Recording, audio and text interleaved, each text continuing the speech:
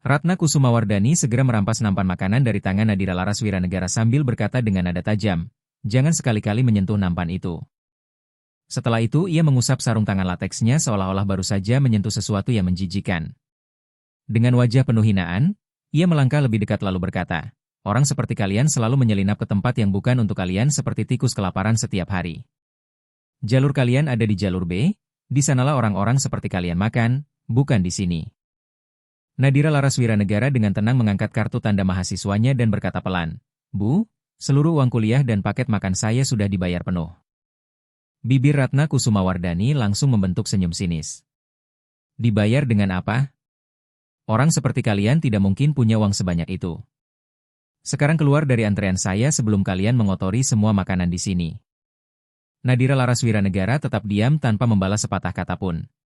Di belakangnya, seorang pria yang sedang berbicara tiba-tiba terhenti, rahangnya mengeras ketika melihat apa yang terjadi. Gadis itu adalah putrinya. Siapa pria itu? Dan tindakan yang baru saja dilakukan Ratna Kusumawardhani akan mengubah seluruh hidupnya.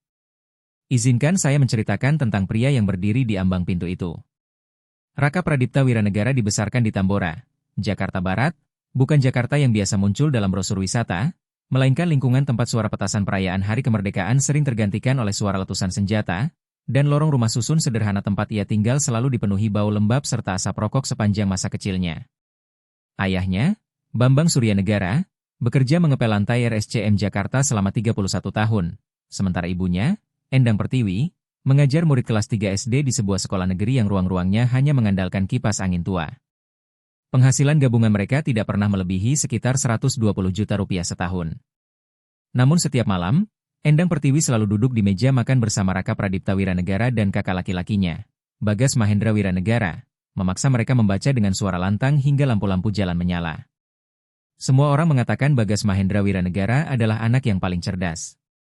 Ia bercita-cita menjadi dokter, memiliki nilai yang luar biasa dan kecerdasan yang mengagumkan, tetapi tak pernah memiliki cukup waktu. Pada usia 11 tahun ia didiagnosis menderita leukemia dan meninggal setahun kemudian. Saat itu Raka Pradipta Wiranegara baru berusia 9 tahun. Ia masih mengingat dirinya berdiri di lorong RSCM Jakarta, memandangi lantai yang setiap pagi dibersihkan ayahnya sambil bertanya dalam hati mengapa penyakit kakaknya tidak ditemukan lebih awal. Pertanyaan itu tidak pernah benar-benar meninggalkannya. Ketika berusia 18 tahun, Raka Pradipta Wiranegara mendaftar sebagai prajurit Korps Marinir TNI Angkatan Laut, bukan karena ingin berperang, melainkan agar dapat melanjutkan kuliah tanpa membebani kedua orang tuanya dengan utang. Setelah 4 tahun bertugas dan 2 kali menjalankan misi luar negeri, ia membawa bekas luka serpihan ledakan di bahu kirinya yang hampir tidak pernah ia ceritakan kepada siapapun. Setelah menyelesaikan pendidikan di Institut Teknologi Bandung melalui program bantuan pendidikan bagi mantan prajurit dan menjadi mahasiswa terbaik di bidang biokimia, ia membangun laboratorium sederhana di garasi rumahnya di Serpong, Tangerang Selatan, hanya dengan sebuah meja lipat, mesin sentrifugasi bekas, dan satu obsesi besar, yaitu menemukan terapi kanker anak yang mungkin dulu dapat menyelamatkan nyawa Bagas Mahendra Wiranegara. Garasi kecil itu kemudian berkembang menjadi perusahaan Wiranegara Bio Farma Nusantara, yang kini tercatat di Bursa Efek Indonesia dengan kapitalisasi pasar sekitar 68 triliun rupiah, mempekerjakan lebih dari 300 karyawan, memiliki 14 obat yang sedang menjalani uji klinis, dan 6 diantaranya telah membantu menyelamatkan kehidupan anak-anak di 22 negara. Semua itu dibangun Raka Pradipta Wiranegara dengan kerja keras, kecerdasan, dan kenangan akan kakaknya yang selalu hidup di dalam hatinya.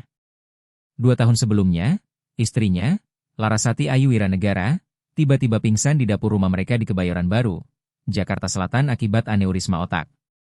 Ia meninggal pada usia 39 tahun sebelum ambulans sempat menyelamatkannya. Sejak pemakaman itu, Raka Pradipta Wiranegara tidak pernah sanggup lagi memasak di dapur tersebut ataupun memandang kursi tempat istrinya biasa duduk memeriksa tugas-tugas mahasiswanya sebagai dosen sastra Inggris.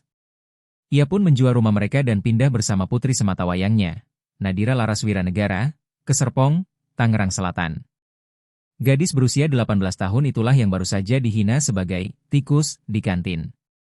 Nadira Laras Wiranegara diterima di Universitas Wiratama Murni karena prestasinya, termasuk nilai seleksi akademik yang masuk dalam 2% terbaik tingkat nasional dan artikel ilmiah tentang terapi gen yang telah dipublikasikan sebelum ia lulus SMA. Ia mendapatkan tempatnya di universitas itu dengan usahanya sendiri. Namun, ia juga menyimpan sebuah rahasia yang tidak pernah ia ceritakan kepada siapapun di kampus. Ayah Nadira Laras Wiranegara sebenarnya adalah salah satu penyumbang terbesar bagi Universitas Wiratama. Selama berbulan-bulan, Yayasan Larasati Wiranegara telah berdiskusi dengan Majelis Wali Amanat mengenai dana abadi senilai sekitar 200 miliar rupiah untuk membangun pusat riset biokimia Larasati Wiranegara, yang akan diberi nama sesuai mendiang ibunya. Namun Nadira Laras Wiranegara tidak ingin seorang pun di kampus mengetahui kenyataan itu. Ia ingin membuktikan bahwa dirinya layak berada di sana karena kemampuan sendiri, bukan karena nama keluarga, bukan karena yayasan milik ayahnya, dan bukan karena kekayaan keluarganya. Karena itulah ia memilih diam ketika Ratna Kusumawardhani mulai memperlakukannya dengan penuh diskriminasi di kantin sejak minggu pertama perkuliahan. Hal yang sama terus berulang pada minggu kedua, minggu ketiga, hingga setiap minggu berikutnya. Ia tidak pernah menceritakan semua itu kepada ayahnya karena takut Raka Pradipta Wiranegara menganggapnya tidak cukup kuat, dan ia juga khawatir orang-orang akan berkata bahwa putri seorang pengusaha kaya hanya sedang mencari perhatian. Maka semua penghinaan itu ia telan sendirian dari minggu ke minggu. Pada Selasa pagi itu, Raka Pradipta Wiranegara berangkat dari Jakarta pukul 6 pagi menggunakan helikopter perusahaan. Tepat pukul 7.15 helikopter tersebut mendarat di helipad milik Universitas Wiratama, dan pukul 8 ia sudah duduk di ruang sidang berpanel kayu jati di lantai 3 gedung rektorat, berjabat tangan dengan para anggota Majelis Wali Amanat. Pertemuan pagi berlangsung sangat lancar. Semua angka disetujui, rancangan pembangunan mendapat pujian, dan proses finalisasi dana abadi hampir selesai. Semua orang tersenyum dan kembali saling berjabat tangan. Menjelang siang rapat dihentikan untuk makan siang. Para anggota majelis menuju ruang makan khusus dosen dan tamu kehormatan yang telah disiapkan dengan taplak meja putih, air mineral dingin, dan hidangan ikan kakap bakar. Namun Raka Pradipta Wiranegara menolak ikut. Kepada ketua majelis ia hanya mengatakan ingin mencari udara segar, padahal alasan sebenarnya jauh lebih sederhana. Sudah 3 minggu ia tidak bertemu putrinya. Ia sangat merindukannya dan ingin memberinya kejutan, duduk berhadapan dengannya di kantin seperti seorang ayah biasa, menikmati makanan yang sama, lalu menanyakan bagaimana kuliahnya berjalan. Ia tidak menelepon, tidak mengirim pesan, dan tidak memberitahu siapapun. Ia hanya menuruni 2 lantai tangga, mengikuti petunjuk menuju kantin utama kampus, membuka pintu kaca, lalu mendengar seorang perempuan menyebut putrinya seperti tikus hanya karena asal-usulnya. Raka Pradipta Wiranegara membeku selama 3 detik penuh. Dalam kehidupan sehari-hari 3 detik terasa sangat singkat, tetapi pada saat seperti itu 3 detik cukup untuk membuat seluruh otot tubuh menegang, cukup untuk mendengar detak jantung sendiri, dan cukup untuk memutuskan akan menjadi pria seperti apa dalam 5 menit berikutnya. Dari kejauhan ia melihat Ratna Kusumawardhani membungkuk melewati meja penyajian makanan. Sarung tangan lateks masih menempel di tangannya, sementara wajahnya dipenuhi tatapan merendahkan yang bukan lahir dari suasana hati yang buruk, melainkan dari keyakinan yang telah mengakar selama bertahun-tahun bahwa ada orang-orang yang dianggap lebih rendah darinya. Di seberang meja itu berdiri Nadira Laras Wiranegara, memegang nampan kosong dengan kedua tangan. Putri kesayangannya, gadis yang dulu sering tertidur di dadanya setiap kali hujan deras disertai petir, gadis yang saat berusia 16 tahun membacakan artikel riset pertamanya di meja makan dengan suara bergetar karena gugup, dan gadis yang menggenggam tangannya saat pemakaman Larasati Ayu Wiranegara sambil berbisik, "Aku akan selalu menjaga ayah." Kini gadis itu justru berdiri di antrean makan siang sambil diberitahu bahwa dirinya tidak pantas berada di sana. Sebelum bertindak, Raka Pradipta Wiranegara mengamati seluruh keadaan kantin. Di sisi kiri terdapat sekitar 40 mahasiswa yang mengantre di depan meja penyajian makanan. Sebagian besar hanya menatap tanpa berkata apa-apa, sementara beberapa lainnya sudah mulai mengangkat telepon genggam untuk merekam. Di dekat bagian depan antrean, seorang mahasiswa bertubuh tinggi dari Papua mengenakan jaket olahraga Universitas Wiratama melangkah setengah langkah ke arah Nadira Laras Wiranegara, seolah ingin membantunya. Pemuda itu adalah Fajar Adinata Prakoso, sahabat Nadira Laras Wiranegara. Namun Nadira Laras Wiranegara hanya menggeleng pelan, memberi isyarat kecil agar ia tidak ikut campur. Di balik meja penyajian makanan, 2 pegawai dapur yang berasal dari kawasan Indonesia Timur berdiri membeku di tempat masing-masing. Kedua pegawai dapur itu sama sekali tidak memandang Ratna Kusumawardhani. Tatapan mereka tertuju ke lantai, bahasa tubuh orang-orang yang sudah terlalu sering menyaksikan kejadian seperti ini dan sejak lama memahami bahwa membela korban hanya akan membuat keadaan mereka sendiri menjadi lebih buruk. Di sisi kanan kantin, 3 meja mahasiswa mendadak sunyi. Garpu-garpu diletakkan, semua percakapan berhenti. Keisha Anindita, teman sekamar Nadira Laras Wiranegara, menutup mulutnya dengan tangan sambil menatap tak percaya. Tepat di tengah semua itu, Ratna Kusumawardhani berdiri dengan kedua tangan bersedekap, satu pinggul bersandar pada meja penyajian makanan, memandang Nadira Laras Wiranegara seolah-olah gadis itu hanyalah noda yang mengotori pakaiannya. Raka Pradipta Wiranegara melangkah melintasi kantin. Sepatu kulitnya tidak menimbulkan suara sedikit pun di atas lantai vinil. Latihan bertahun-tahun di Korps Marinir TNI Angkatan Laut tidak pernah benar-benar meninggalkan dirinya. Ia terbiasa bergerak tanpa suara, mengendalikan napas, dan memahami bahwa orang paling berbahaya di dalam sebuah ruangan hampir tidak pernah menjadi orang yang paling keras berbicara. Ia berhenti sekitar 1 meter dari meja penyajian makanan, lalu dengan lembut meletakkan tangannya di bahu Nadira Laras Wiranegara. Sentuhan sederhana yang memberitahu putrinya bahwa kini ia tidak lagi menghadapi semua ini sendirian. Nadira Laras Wiranegara sedikit tersentak sebelum menoleh. Matanya membelalak. "Ayah, kenapa ayah ada di sini?" Suaranya bergetar tipis, persis seperti ketika 2 tahun lalu ia membacakan artikel risetnya di meja makan. Namun kali ini penyebabnya bukan rasa gugup, melainkan rasa malu karena ayahnya melihat langsung kenyataan yang selama ini ia sembunyikan dari orang yang paling ia cintai. Raka Pradipta Wiranegara hanya menatap putrinya tanpa menjawab pertanyaan itu. Ia kemudian mengalihkan pandangannya kepada Ratna Kusumawardhani dan berkata dengan nada tenang, "Permisi, saya ayahnya. Saya ingin mengetahui apa yang sebenarnya sedang terjadi di sini." Suaranya datar, tanpa kemarahan dan tanpa meninggikan nada, hanya ketenangan seorang pria yang telah berkali-kali memimpin rapat penting bersama para pejabat tinggi negara, pimpinan perusahaan besar, dan tokoh-tokoh berpengaruh. Saat Ratna Kusumawardhani menatap wajahnya, sebenarnya itulah saat yang menentukan. Segalanya masih bisa berubah apabila ia memilih melihat Raka Pradipta Wiranegara sebagai sesama manusia, meminta maaf, mengembalikan nampan makanan kepada Nadira Laras Wiranegara, lalu memeriksa data mahasiswa dengan baik. Namun ia tidak melakukannya. Ia memandang Raka Pradipta Wiranegara dengan tatapan yang sama seperti ketika memandang putrinya dan mahasiswa Papua maupun mahasiswa dari Indonesia Timur lainnya yang pernah berdiri di antreannya. Yang ia lihat hanyalah seorang pria berkulit gelap mengenakan blazer tanpa dasi, tanpa rombongan, tanpa pengawal, tanpa jam tangan mewah atau tanda-tanda kekuasaan yang biasa ia hormati. Baginya, itu saja sudah cukup untuk menghakimi. Dengan dagu terangkat ia berkata dingin, "Pak, orang tua maupun tamu tidak diizinkan berada di area penyajian makanan.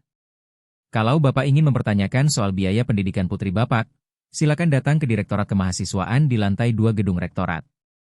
Kantornya buka pukul 9. Kalimat tentang bantuan biaya pendidikan itu dibiarkan menggantung di udara.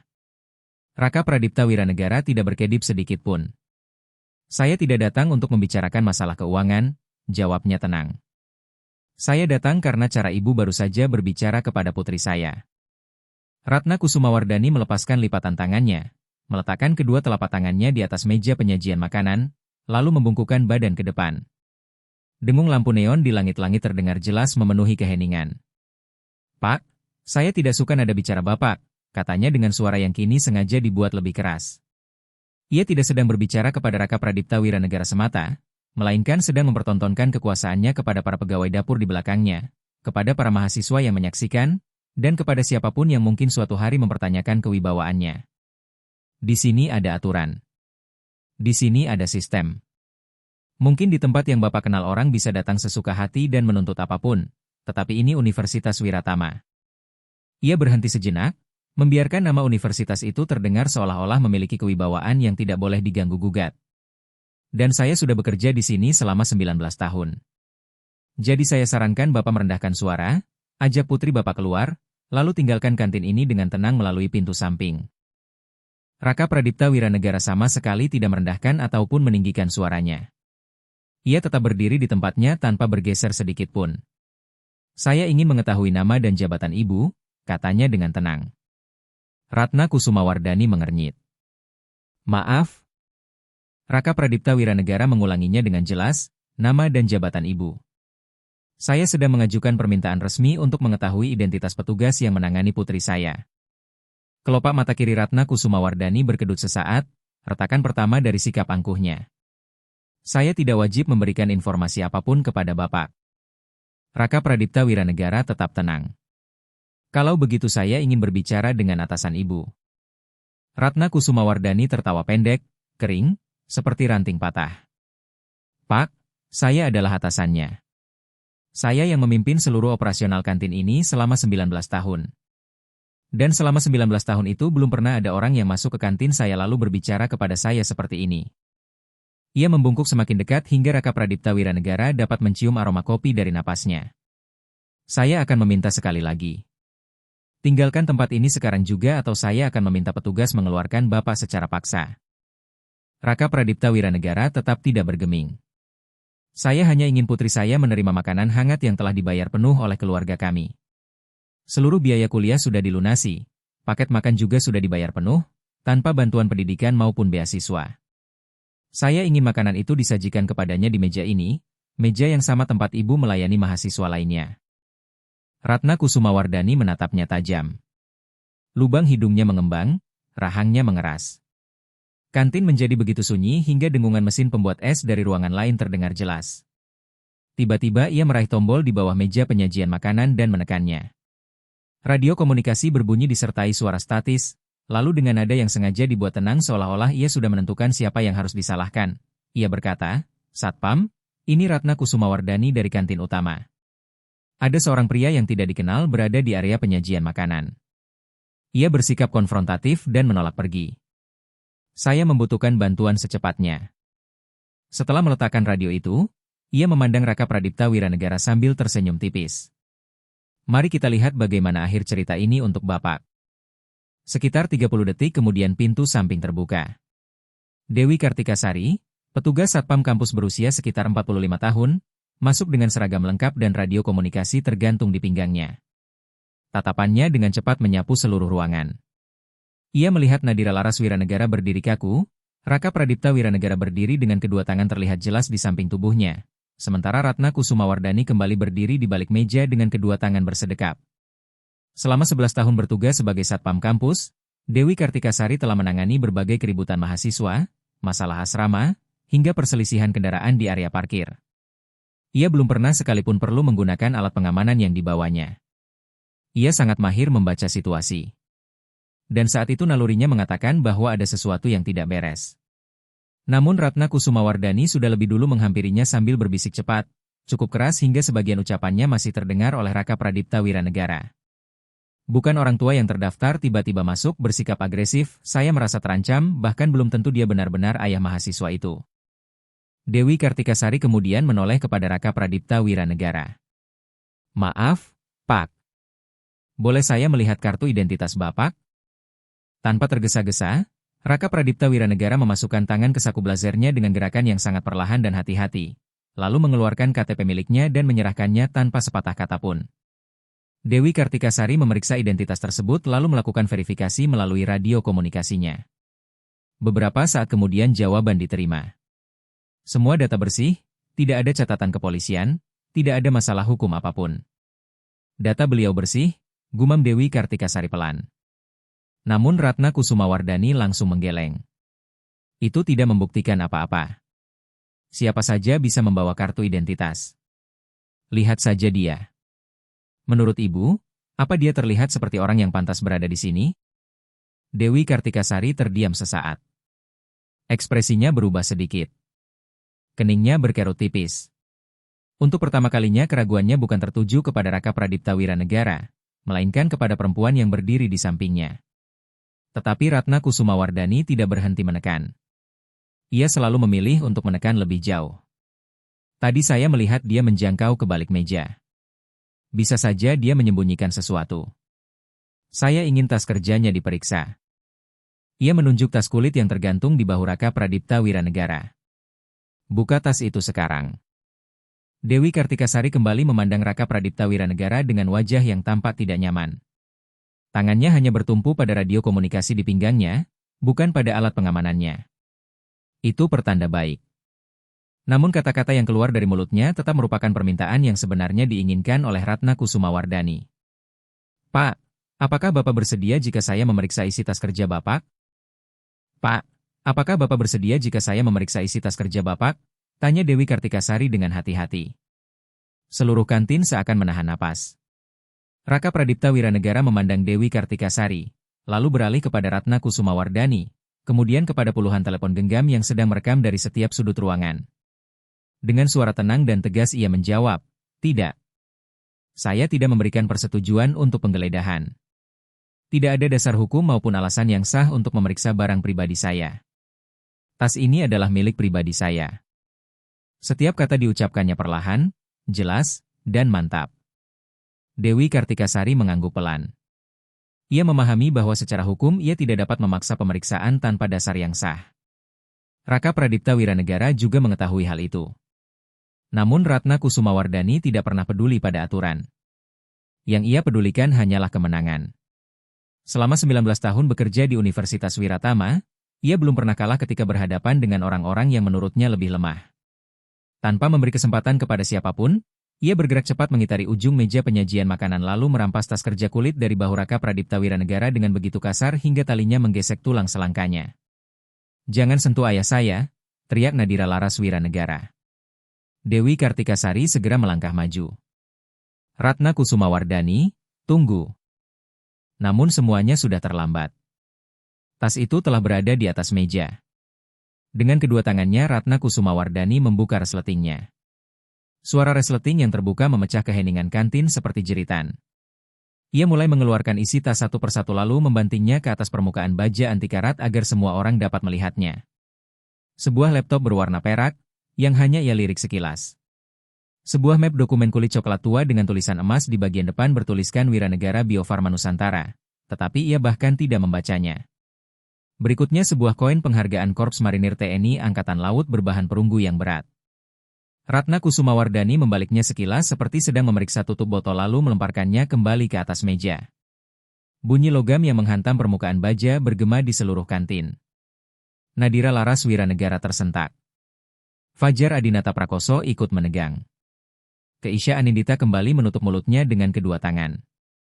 Lalu Ratna Kusumawardhani mengangkat sebuah dokumen berjilid setebal 53 halaman. Di halaman depannya tertulis, Perjanjian Dana Abadi Pusat Riset Biokimia Larasati Wiranegara Universitas Wiratama 200 miliar rupiah. Ia hanya membalik beberapa halaman tanpa membaca isinya sedikit pun sebelum melemparkannya begitu saja seperti selebaran yang tidak berharga. Dengan suara keras yang sengaja dibuat dramatis ia berkata, "Tidak ada apapun di sini. Tapi itu tidak berarti saya mempercayainya." Setelah itu ia kembali mengusap kedua tangannya pada celemek kerjanya, gerakan yang sama seperti sebelumnya, seolah-olah setiap barang milik Raka Pradipta Wiranegara adalah sesuatu yang harus dibersihkan dari dirinya. Raka Pradipta Wiranegara memandang koin penghargaan Korps Marinir TNI Angkatan Laut yang kini tergeletak di atas meja di samping botol saus dan tumpukan tisu makan. Koin itu selalu ia bawa sejak hari kakak laki-lakinya, Bagas Mahendra Wiranegara, meninggal dunia, saat Nadira Laras Wiranegara lahir, hingga hari ia menguburkan Larasati Ayu Wiranegara. Perlahan ia mengambilnya kembali lalu memasukkannya ke dalam saku blazer. Satu-satunya bagian tubuh yang bergetar hanyalah tangannya. Ia tetap tidak mengucapkan sepatah kata pun. Sementara itu Fajar Adinata Prakoso masih terus merekam dengan telepon genggamnya. Kedua tangannya memang gemetar, tetapi kameranya tetap stabil. Rekaman tanpa jeda itu terus berjalan. Dua mahasiswa lain juga merekam dari sudut yang berbeda. Kantin itu kini berubah menjadi ruang pembuktian. Setiap telepon genggam menjadi saksi yang merekam seluruh kejadian. Namun Ratna Kusumawardhani sama sekali tidak menyadari semua kamera yang mengarah kepadanya. Ia sudah memasuki tahap berikutnya. Ia kembali berdiri di balik meja penyajian makanan, lalu membentangkan kedua tangannya lebar-lebar dengan telapak tangan menempel di atas permukaan baja, memosisikan dirinya tepat di antara Raka Pradipta Wiranegara dan Nadira Laras Wiranegara, seolah-olah menjadi tembok hidup yang memisahkan seorang ayah dari putrinya. Dengan suara lantang yang menggema ke seluruh sudut kantin ia berkata, "Saya ingin semua orang di kantin ini mengetahui bahwa saya bertindak demi keselamatan mahasiswa. Saya tidak merasa aman dengan keberadaan pria ini di fasilitas kami. Saya sudah memintanya pergi. Dia menolak. Saya sudah memanggil petugas keamanan. Dia juga menolak bekerja sama." Setelah itu ia menoleh tajam kepada Nadira Laras Wiranegara, menatap tepat ke matanya. Suaranya bukan semakin pelan, melainkan semakin tajam. Ia mengangkat satu jari yang masih terbungkus sarung tangan lateks dan menunjuk tepat ke dada Nadira Laras Wiranegara. "Kamu, duduk sekarang. Orang-orang dewasa sedang menyelesaikan masalah ini. Kamu seharusnya bersyukur karena Universitas Wiratama masih mengizinkan orang seperti kamu duduk dan makan di ruangan ini. Dengar saya baik-baik. Bersyukurlah. Tidak semua universitas akan sebaik ini kepada orang-orang seperti kalian." Kata bersyukur menggantung di udara memenuhi kantin seperti asap setelah ledakan. Seolah-olah tempat duduk Nadira Laras Wiranegara hanyalah hadiah yang bisa dicabut kapan saja. Seolah-olah keberadaannya di sana hanyalah belas kasihan. Seolah-olah seluruh prestasinya, artikel ilmiah yang telah dipublikasikan, nilai seleksi akademik yang termasuk 2% terbaik tingkat nasional, dan seluruh biaya kuliah beserta paket makan yang telah dibayar penuh oleh keluarganya sama sekali tidak berarti hanya karena warna kulit dan asal-usulnya. Nadira Laras Wiranegara tidak duduk. Ia juga tidak menangis. Ia tetap berdiri tegak tanpa bergerak sedikit pun. Namun jauh di balik tatapannya, ada sesuatu yang hancur. Bukan ledakan kemarahan, melainkan kehancuran yang sunyi, ketika seseorang mulai kehilangan keyakinan bahwa dunia akan pernah benar-benar adil, sekeras apapun ia berusaha dan sebaik apapun ia menjalani hidup. Keisha Anindita segera berlari menghampiri lalu menggenggam lengan Nadira Laras Wiranegara dengan erat. Ini sudah keterlaluan, bisiknya pelan. Benar-benar tidak masuk akal. Di sudut kantin, seorang pria berambut abu-abu mengenakan jas berbahan wol telah menyaksikan seluruh kejadian itu dalam diam. Ia adalah Profesor Dr. Surya Hadinata, guru besar hukum tata negara. Sejak awal ia tidak mengucapkan sepatah kata pun. Namun ketika Ratna Kusumawardhani kembali mengucapkan kata bersyukur, ia perlahan berdiri, mengambil cangkir kopinya, lalu keluar melalui pintu khusus dosen. Di lorong gedung, ia mengeluarkan telepon genggamnya dan melakukan satu panggilan. Panggilan itu akan mengubah banyak hal, tetapi saat itu belum ada seorang pun yang mengetahuinya. Sementara itu Ratna Kusumawardhani kembali meraih radio komunikasinya dan meminta satu petugas keamanan lagi datang ke lokasi. Tak lama kemudian dua petugas satpam berdiri di dekat pintu masuk, yaitu Dewi Kartikasari dan seorang petugas yang lebih muda bernama Rizky Dananjaya. Keduanya tampak semakin gelisah. Ratna Kusumawardhani segera menghampiri mereka lalu berbicara dengan sangat cepat sambil menghitung tuduhannya menggunakan jari-jarinya seperti daftar yang sudah lama ia hafal. Saya ingin laporan insiden resmi dibuat sekarang juga. Pria ini memasuki area terbatas tanpa izin. Dia bersikap konfrontatif. Dia menolak pemeriksaan. Dia menciptakan suasana yang mengancam. Saya ingin identitasnya dimasukkan ke dalam daftar pengawasan keamanan kampus dan saya ingin dia dilarang memasuki Universitas Wiratama untuk selamanya. Tanpa menoleh, ia menunjuk ke arah Raka Pradipta Wiranegara. Keluarkan dia dari area kampus. Sekarang. Dewi Kartikasari mengubah posisi berdirinya perlahan. Ia memandang Raka Pradipta Wiranegara yang tetap berdiri tenang dengan kedua tangan terlihat jelas di samping tubuhnya dan tatapan yang tidak goyah. Kemudian ia memandang Ratna Kusumawardhani yang terus mondar-mandir sambil menggerakkan tangan ke segala arah dengan suara yang semakin tinggi setiap kali berbicara.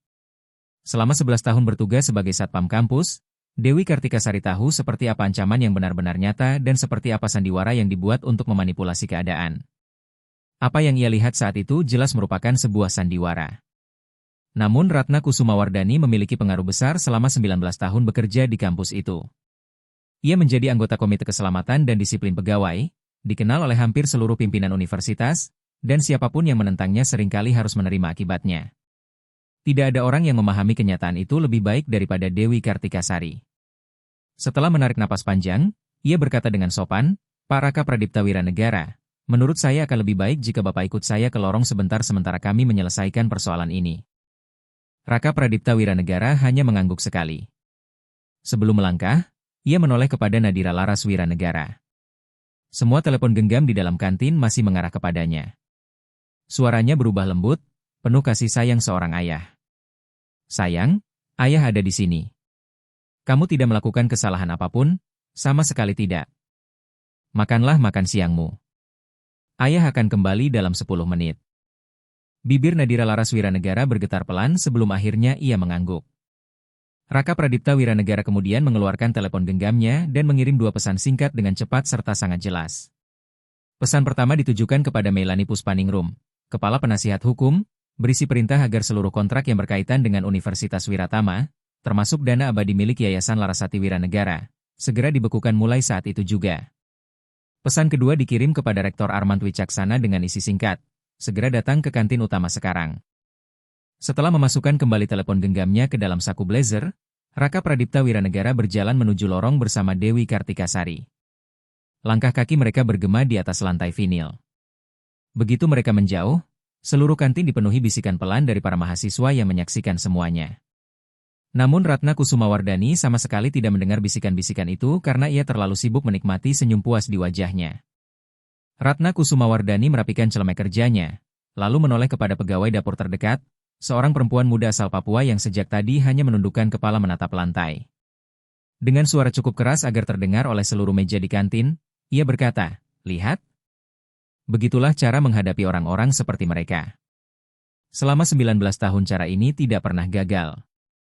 Sementara itu, di lorong gedung, Dewi Kartikasari berjalan berdampingan dengan Raka Pradipta Wiranegara dalam keheningan selama belasan langkah.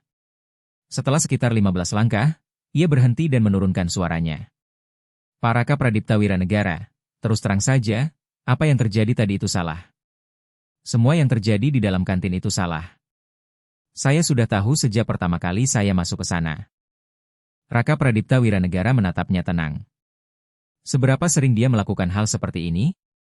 Dewi Kartikasari memandang ubin lantai cukup lama sebelum akhirnya menjawab lirih, "Bapak bukan orang pertama yang menanyakan pertanyaan itu kepada saya." Terdengar langkah kaki dari belakang. Nadira Laras Wiranegara menyusul mereka, diikuti Fajar Adinata Prakoso yang masih terus merekam menggunakan telepon genggamnya. Suara Nadira Laras Wiranegara terdengar sangat pelan, bukan karena volumenya kecil, melainkan karena beban yang selama ini ia pikul sendirian. "Ayah, aku tidak pernah bercerita karena aku tidak ingin ayah menganggap aku tidak sanggup menghadapinya. Tapi dia melakukan ini setiap minggu. Bukan hanya kepadaku, tetapi juga kepada Fajar Adinata Prakoso dan semua mahasiswa Papua maupun mahasiswa dari Indonesia Timur yang menggunakan jalur utama kantin. Setiap kali kami dipaksa pindah ke jalur B." Fajar Adinata Prakoso mengangguk membenarkan. Dia menyebutnya penyortiran. Katanya itu peraturan kampus. Padahal tidak pernah ada aturan seperti itu, Pak. Raka Pradipta Wiranegara memandang putrinya.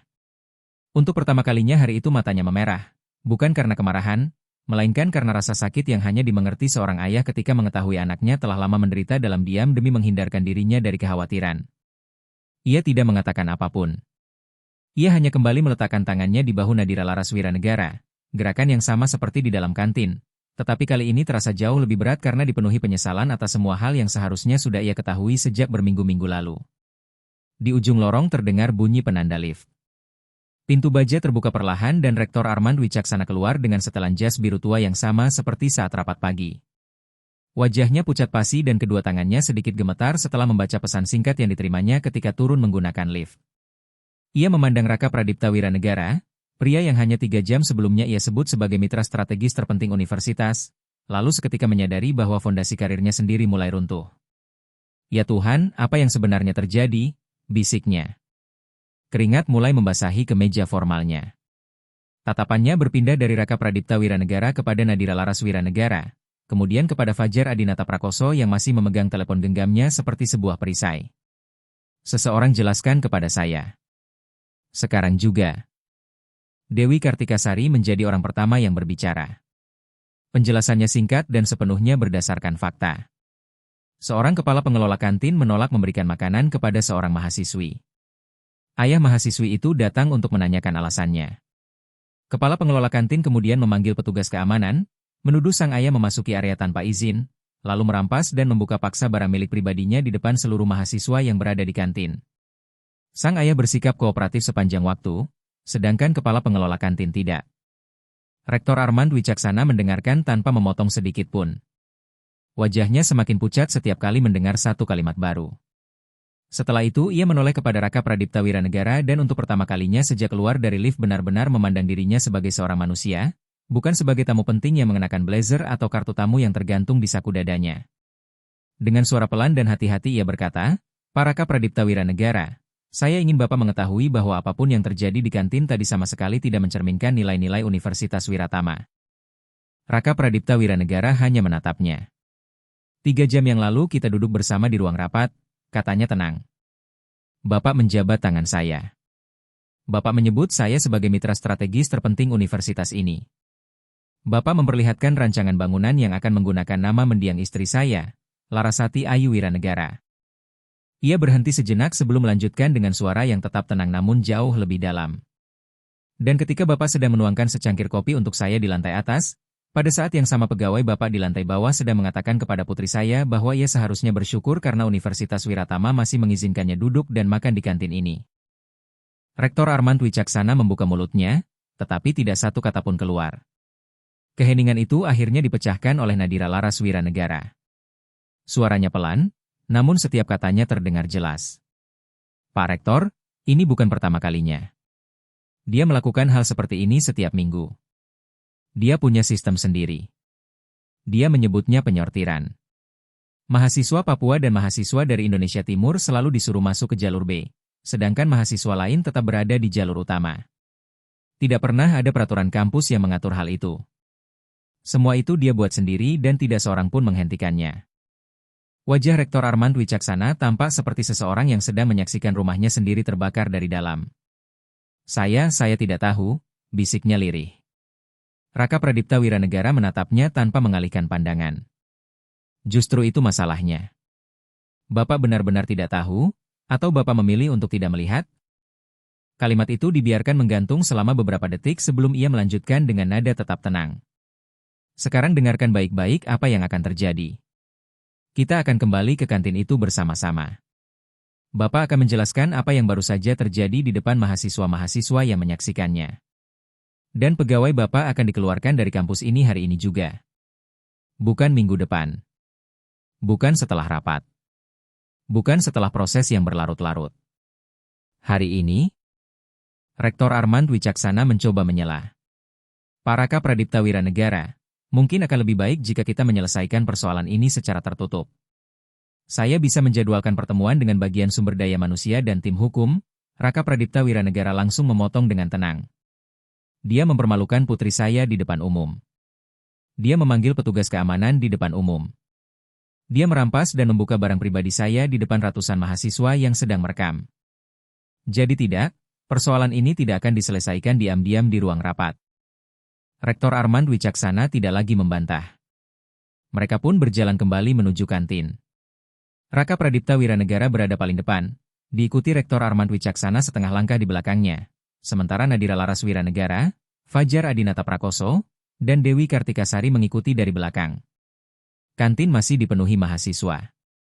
Tidak seorang pun meninggalkan tempat itu. Semua mata bergantian menatap telepon genggam dan pintu masuk. Aroma makanan yang mulai dingin bercampur dengan suasana tegang memenuhi ruangan. Banyak nampan makanan masih belum tersentuh, dan tidak ada lagi percakapan yang terdengar. Di balik meja penyajian makanan, Ratna Kusumawardhani sedang membersihkan permukaan meja sambil bersenandung pelan. Wajahnya tampak santai, seolah-olah ia yakin semuanya sudah selesai dan keadaan telah kembali seperti semula. Namun saat pintu kantin terbuka, Rektor Armand Wicaksana melangkah masuk lebih dahulu. Seketika seluruh kantin menjadi sunyi. Ratusan mahasiswa terdiam bersamaan. Ratna Kusumawardhani mengangkat kepalanya. Ketika melihat Rektor Armand Wicaksana, ia segera berdiri tegak dan mulai tersenyum. Namun beberapa detik kemudian ia melihat Raka Pradipta Wiranegara berjalan tepat di belakang sang rektor memasuki kembali ruangan yang sebelumnya ia usir. Senyum itu tidak sekadar menghilang, melainkan runtuh perlahan seperti bangunan yang roboh sedikit demi sedikit. Dengan suara yang bergetar namun terdengar hingga ke seluruh penjuru kantin, Rektor Armand Wicaksana berkata, "Ibu Ratna Kusumawardhani, izinkan saya memperkenalkan Bapak Raka Pradipta Wiranegara.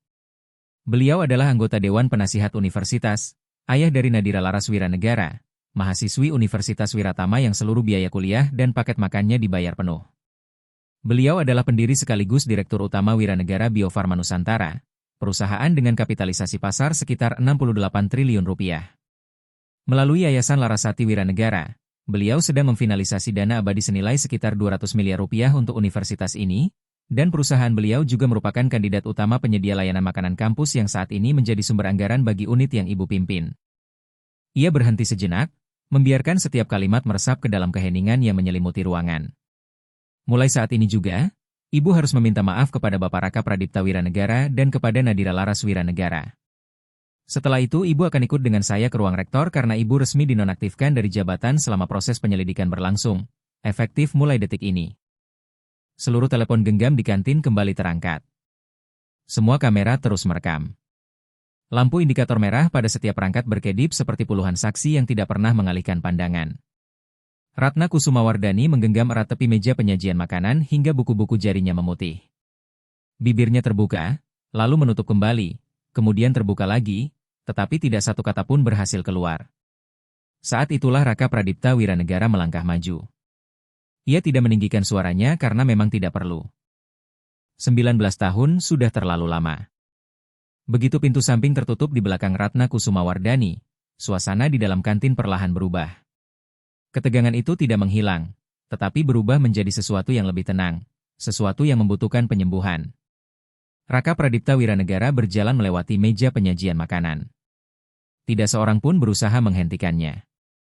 Ia mengambil sebuah nampan bersih, lalu menyusuri jalur makanan sambil mengambil sendiri hidangan yang tersedia. Ayam bakar, nasi putih, tumis sayur, dan satu kotak susu coklat.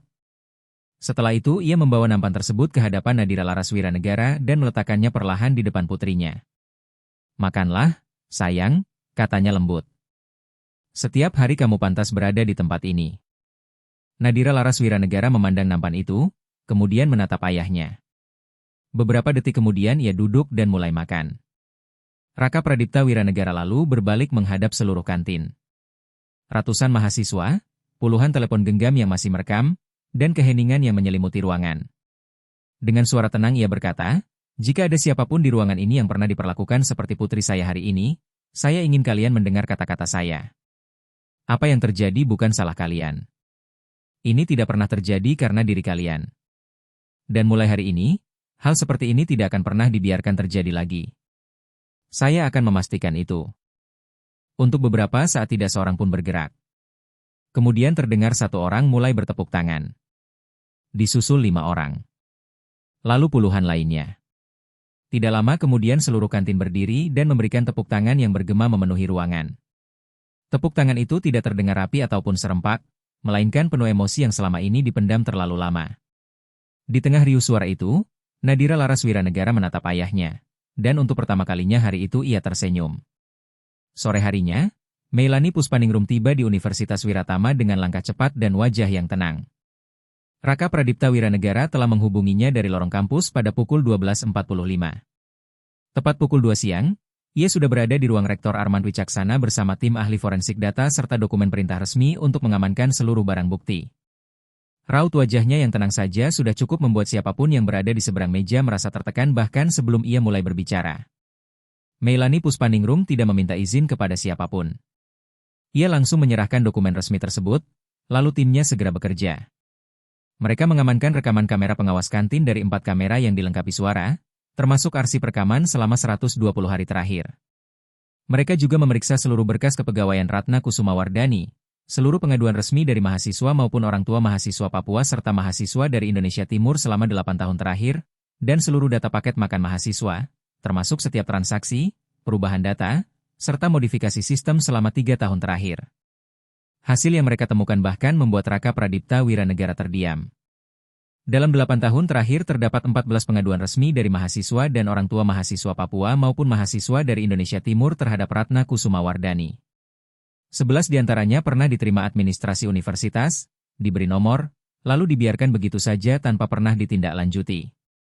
3 keluarga bahkan tidak pernah memperoleh jawaban apapun.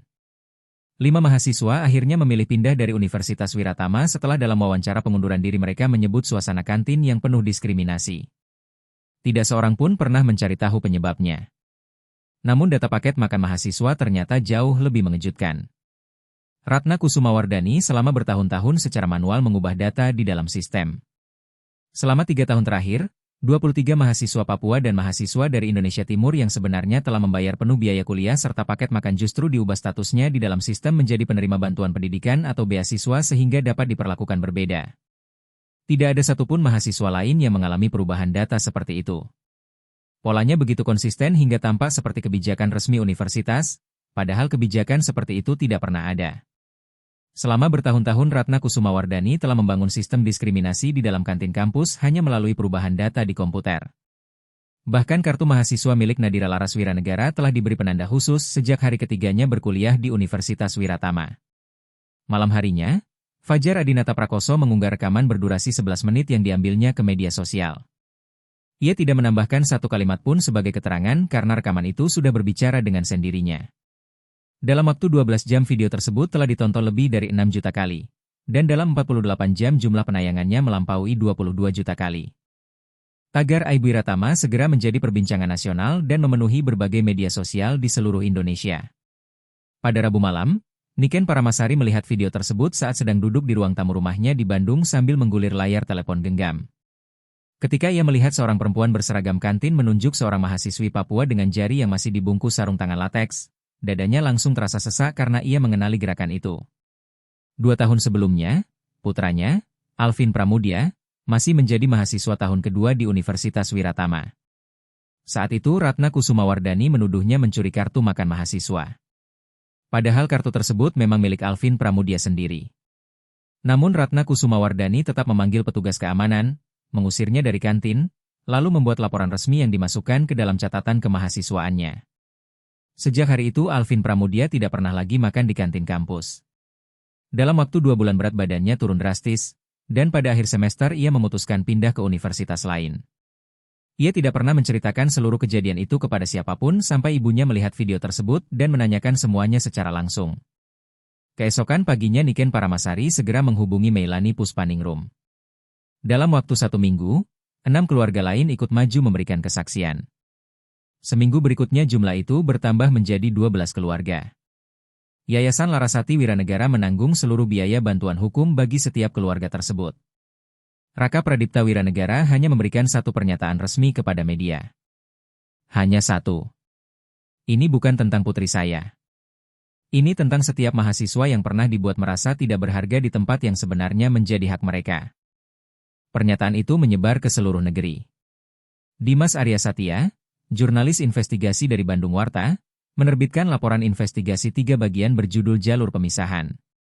Laporan itu mengungkap 19 tahun pengaduan yang diabaikan, upaya menutupi kasus, dan pembiaran yang dilakukan oleh institusi. Dalam hitungan jam berbagai media nasional mengangkat laporan tersebut. Rekaman dari kantin diputar berulang kali oleh stasiun televisi berita. Redaksi media dari Jakarta hingga Surabaya menyerukan reformasi menyeluruh di dunia pendidikan tinggi. Dalam waktu 2 minggu, jumlah pendaftar baru ke Universitas Wiratama untuk tahun akademik berikutnya turun sekitar 22%. Sejumlah penyumbang membatalkan komitmen bantuan mereka. Alumni menulis surat terbuka yang mengecam manajemen universitas. Badan Eksekutif Mahasiswa secara bulat menyatakan tidak lagi memiliki kepercayaan kepada pimpinan universitas. Kurang dari 1 bulan kemudian Rektor Armand Wicaksana mengundurkan diri. Ia tidak mengadakan konferensi pers.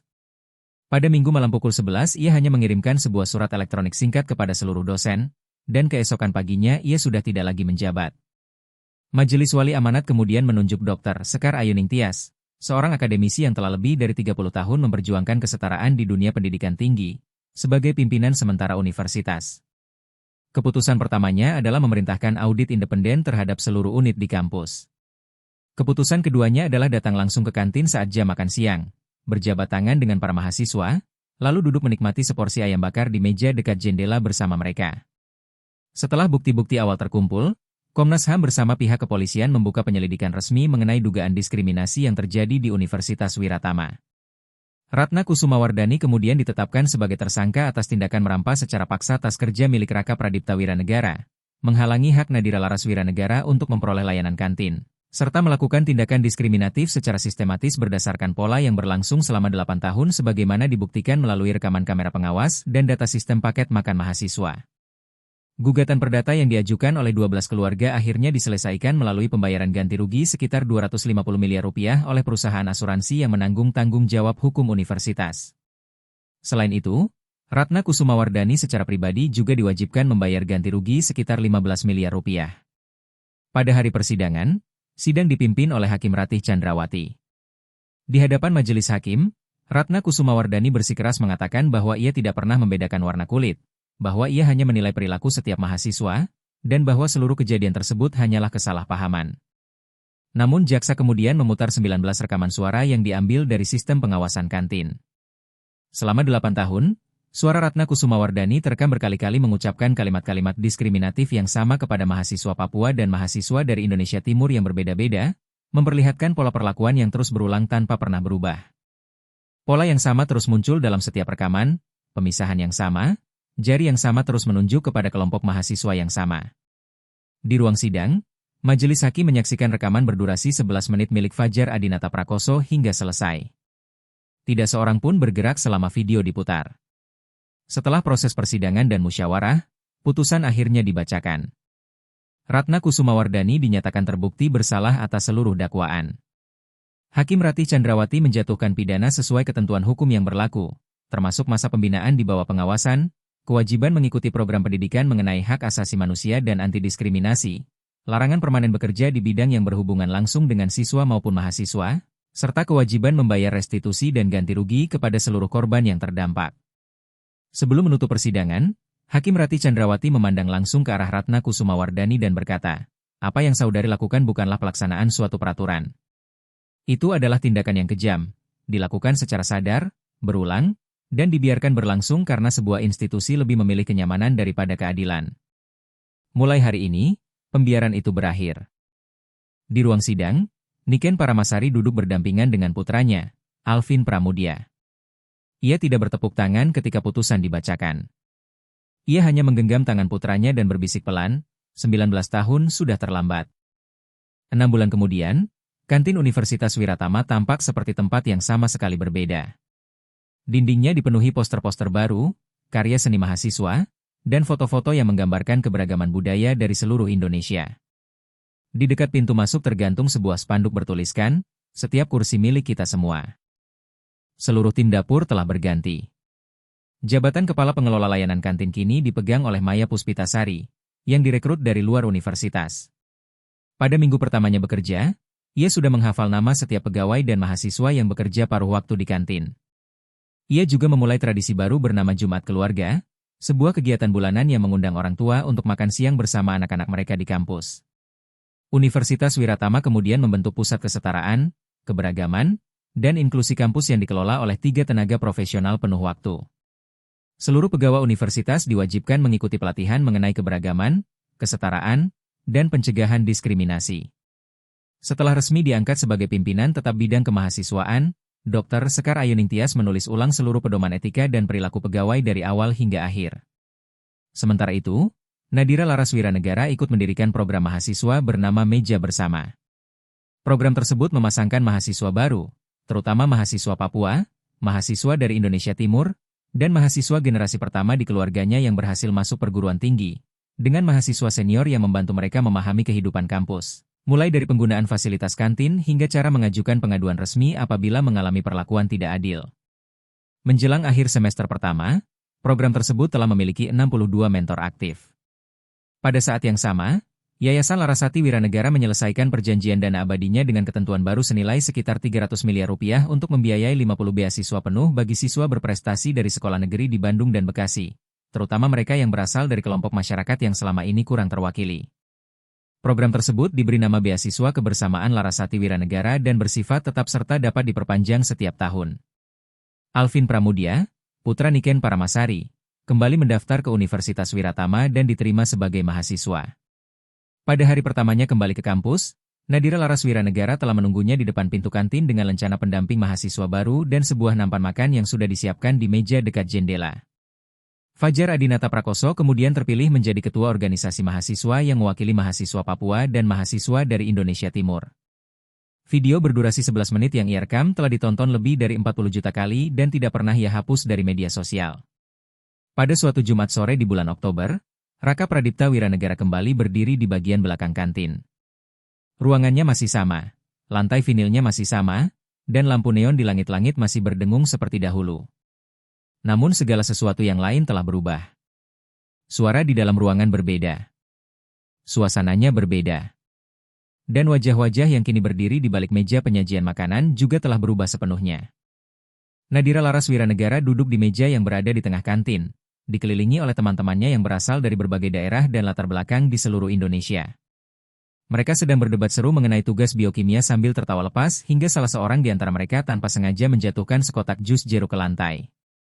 Nadira Laras Wiranegara hanya tersenyum, mengambil tisu makan, lalu segera membersihkannya tanpa menghentikan percakapan mereka.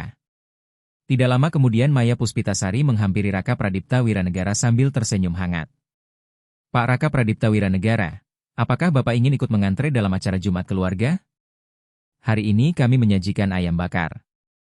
Raka Pradipta Wiranegara membalas senyumnya, mengambil sebuah nampan bersih, lalu berdiri di antrean seperti semua orang tua lainnya. Ia mengambil makanannya sendiri tanpa meminta perlakuan khusus. Sebenarnya ia memiliki banyak pilihan lain. Ia bisa saja menulis cek, memberikan sumbangan, lalu pergi begitu saja. Ia bisa memindahkan Nadira Laras Wiranegara ke universitas lain. Ia juga bisa menyerahkan seluruh persoalan kepada tim pengacaranya dan mengawasinya dari kejauhan. Namun ia memilih untuk terus datang, minggu demi minggu, setiap Jumat keluarga, karena ia percaya bahwa perubahan tidak lahir dari uang, bukan dari kekuasaan, dan bukan pula dari sorotan media. Perubahan lahir dari kehadiran nyata. Martabat bukanlah sesuatu yang seharusnya harus diperjuangkan seorang mahasiswa hanya karena memiliki orang tua tertentu atau rekening bank tertentu. Orang-orang seperti Ratna Kusumawardhani tidak bertahan selama bertahun-tahun karena mereka terlalu kuat. Mereka bertahan karena terlalu banyak orang memilih diam. Guru-guru yang berpaling. Petugas keamanan yang menjalankan perintah tanpa bertanya. Para administrator yang menyimpan pengaduan di dalam laci karena merasa menyelesaikannya terlalu merepotkan. Ketika hanya satu orang saja memutuskan untuk tidak lagi diam, seluruh sistem yang tidak adil mulai runtuh. Untuk menghentikan seseorang seperti Ratna Kusumawardhani, tidak diperlukan perusahaan bernilai puluhan triliun rupiah. Yang dibutuhkan hanyalah telepon genggam untuk merekam, seorang saksi yang berani berbicara, dan keberanian untuk mengatakan dengan lantang bahwa tindakan itu salah, tepat di tempat semuanya terjadi. Sekarang saya ingin bertanya kepada Anda. Jika Anda memasuki kantin itu sebagai orang yang sama sekali tidak mengenal siapapun, lalu mendengar dan melihat semua yang didengar serta dilihat Raka Pradipta Wiranegara, apa yang akan Anda lakukan? Apakah Anda akan bersuara, melangkah maju, mengangkat telepon genggam untuk merekam, atau justru memilih menganggap bahwa semua itu bukan urusan Anda? Tuliskan jawaban Anda dengan jujur di kolom komentar. Saya membaca setiap komentar yang masuk. Jika kisah ini menyentuh hati Anda, berikan tanda suka. Bagikan kepada orang lain yang perlu mendengarnya, dan ikuti agar tidak melewatkan kisah berikutnya. Karena akan selalu ada seseorang seperti Ratna Kusumawardhani di luar sana. Pertanyaannya hanyalah, siapa yang akan berdiri di ambang pintu ketika ketidakadilan itu terjadi? Banyak orang berkata bahwa Ratna Kusumawardhani baru berubah setelah mengetahui bahwa Raka Pradipta Wiranegara adalah orang kaya. Padahal justru disitulah letak masalah yang sebenarnya. Tidak seorang pun seharusnya perlu mencari tahu siapa seseorang atau seberapa besar kekayaannya sebelum memutuskan apakah ia layak dihormati. Kebaikan bukan hadiah istimewa yang hanya diberikan kepada mereka yang memiliki uang, jabatan, atau pengaruh. Bersikap baik tidak membutuhkan biaya apapun, tetapi nilainya dapat mengubah hidup seseorang untuk selamanya.